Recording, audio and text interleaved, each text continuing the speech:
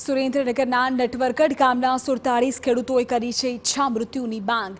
ખેતરમાં નાખેલા સોલાર વીજ લાઇનનું વળતર ન મળતા ખેડૂતો નારાજ થયા છે।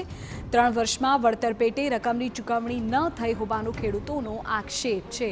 ખેડૂતોની જાણ બહાર કંપની દ્વારા ખોદકામ કર્યા હોવાનો પણ ખેડૂતોનો આક્ષેપ છે। ખેડૂતોએ કામ અટકાવી જિલ્લા કલેક્ટર કચેરીએ કરી છે રજૂઆત। નિરાકરણ ન આવે તો ખેડૂતોએ ઈચ્છા મૃત્યુની કરી માંગ।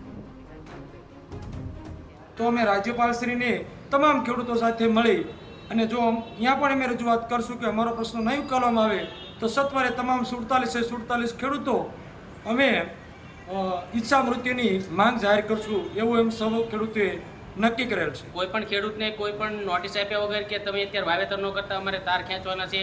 જ્યારે ખેડૂતે અત્યારે વાવેતર કરી દીધું તે અચાનક જ કંપની તાર ખેંચવા આવી।